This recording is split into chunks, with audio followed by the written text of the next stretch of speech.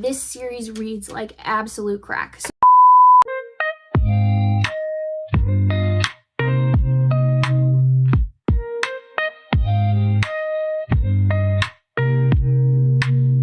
guys, what's up? It's Ashley. Welcome back to my channel, and this is going to be another one of those if you watch this, read this recommendation videos. I've done 2 of these already. I did like a mainstream one, and then I did a cozy fall one like a few weeks ago, but I specifically didn't include any Halloween spooky season type of shows or movies there. I wanted to save it for this video. So in this video, this is going to be a few TV shows and movies that fit the Halloween season vibes, and then the books that go along with them, whether they have similar plot lines, vibes, characters, you name it. Let's just get into it. First off with Halloween Town. Not really going to explain what Halloween Town is because if you don't know what it is, you have quite literally been living under a rock your whole life. Anyway, I personally love Halloween Town. I actually probably like it more than Hocus Pocus in terms of my favorite Halloween movies, specifically Halloween Town 2. I don't know, there's just something about that movie that just slaps really, really hard. But anyway, for that book recommendation, I have Hollow Heathens by Nicole Fiorina. So this is a story that takes place in a spooky, magical town, and the town itself really gave me Halloween Town vibes, like the town. We have our main character, Fallon, and Fallon did not grow up in this town. She was born there. So prior to the story starting, she starts to receive these mysterious letters from her grandfather telling her that she needs to come back. So she arrives there, and her grandfather doesn't know what the heck she's doing here. Like, he never sent her the letters herself, and so there's this whole mystery going on. When Fallon tries to leave the town won't let her leave. Like, it's so magical, it follows her. It's like swallows her up. It's hard to explain, but this town will not let her leave. So the Hollow Heathens are like a cursed coven that goes back centuries. And so what's fun about this book is you kind of have a duo timeline where you're figuring out what this curse was that was placed centuries ago on the Hollow Heathens. So that gives you our main male character, Julian. And Julian is one of these cursed Hollow Heathens. And when I say that they're cursed, it's something to do with, like, if you look at them, you'll instantly die. And so these guys wear like a mask below their nose to conceal them or something. And so Julian and Fallon just have this like kind of soulmate vibe, and they're trying to break the curse. There is a rivalry between covens going on in this town because Fallon is like the daughter of each side, and so they're like fighting for their rights for her. I don't know, there was a lot going on in this story, but for like the spooky town where you can only find it if you're magical, this was really fun. Next up we have Casper. So for this movie, I'm going with Grove Hollow Metamorphosis. I recently read this and I did talk about it in a gothic spooky recommendation video that I recently posted. I also talked about Hollow Heathen, so if you want to go check out that video with like more descriptions of the books, you can. But for this one, I loved this story. So for one, this takes place in the 80s. So already we kind of have that vibe setting because the Casper movie takes place in the early 90s. So a little bit similar there. So we have our female main character, Jade. And prior to the story starting, she was raised by her grandfather. Her parents had passed away when she was really little, and her grandfather has now passed away. So she is going to be sent across the country to the East Coast to live with her grandfather's twin sister. And she's a very eclectic type of lady. Like, the town refers to her as like the town witch. She's kind of kooky and fun. And she lives in this old mysterious manor. There's a lot of old mysterious manors in this town. There were like founding families and stuff. Well, anyway, when Jade arrives there, she instantly has a connection with a rugby player named Bradley. He's very, very popular. They have a thing going on. And while this is happening, Jade also discovers that she's kind of being haunted a little bit. And when she digs in deeper, she discovers that it is a 21-year-old ghost named Will. And they have an instant attraction with each other. And throughout the book, you're trying to figure out how Will died because it's not very specific. Like, you can tell there was like a mystery that happened. This book does end on a cliffhanger. Book 2's not out yet, but this was just so good. I can't explain it. I was so sucked into the escapism, but it really, really gave me Casper vibes. I don't know. It was just... I loved it. Then Twilight. Now for Twilight, you could totally read the Twilight books, and it's been a long time since I've read them. I probably have not read them since like 2008 or 2009. So might be a good excuse to pick them back up.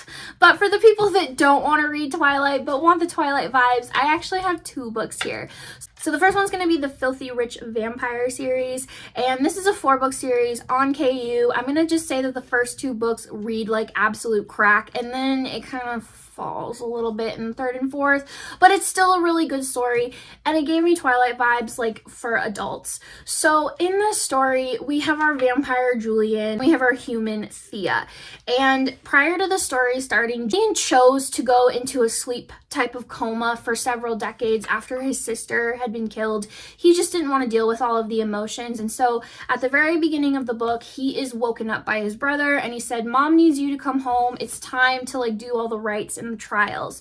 So in this vampire world, the reason it reminds me of Twilight is because there is like this council in Italy. They are like, they make the laws, all of that, and so the vampires, they have to adhere to these laws by marrying and keeping the bloodlines going. I guess pure blood vampires can procreate.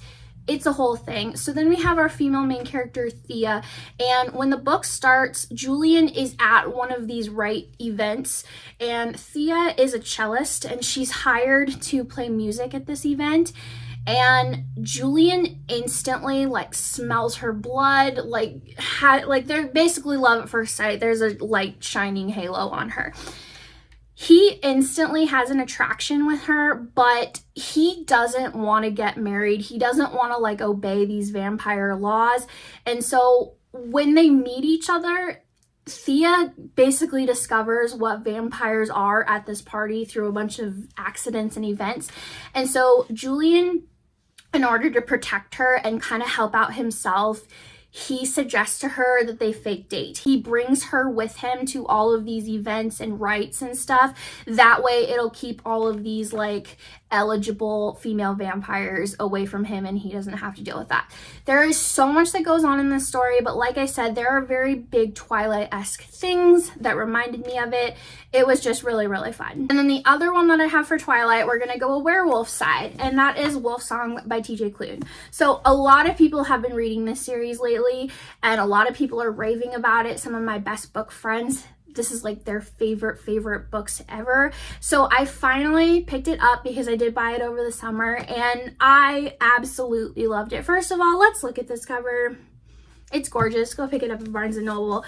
But this is going to be an MM romance, and our setup is very interesting. It's told in one point of view through the eyes of Ox. And Ox is described as not being very smart, like a slower type of child. His father walks out on him and his mom, and he just grows up really with not any friends or anything. He ends up going to work in a garage, and the guys at the garage, they're like his friends and stuff.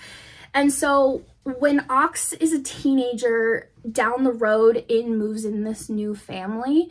And in this family, they have 3 boys. One of the boys is like probably 9 or 10 when he meets Ox. And he instantly like jumps on him and says, "I love your smell. I can't get over it. I'm obsessed with you." And right away, this little kid, Joe, his family takes Ox in. They take care of him, they protect him, and you can kind of tell there are things going on that Ox doesn't know. And then you realize that Joe and his entire family are werewolves. So with the Twilight-esque thing, this really gave me that whole Jacob side of it with the imprinting and fated mates and all of that. But I can't get over this story. It was really good. It was really heartbreaking, and it was definitely something different. Next up, we have the Vampire Diaries. I did talk about this one in the first video I did in this series, so if you want to check out that one, you can there. But this is going to be Age of Vampires by Caroline Peckham and Susan Valenti. These are the Zodiac Academy authors, and just like Zodiac Academy, this series reads like absolute crack. So there are 7 books in the series, and it's just gonna like, you jump into it right away. So for this story, we have 2 female main characters. They are twins. You're going to get both of their POVs, and then we have 2 male main characters. One is a vampire, one is a vampire hunter. And what makes this story similar to the Vampire Diaries is the vampire lore. So in this story, the vampires are cursed, and they've been cursed for 1,000 years because they used to be humans, and then they pissed off a god, and the god turned them into vampires. Very, very similar to the story of the originals in the vampires. And so from that, they created a whole line of vampires.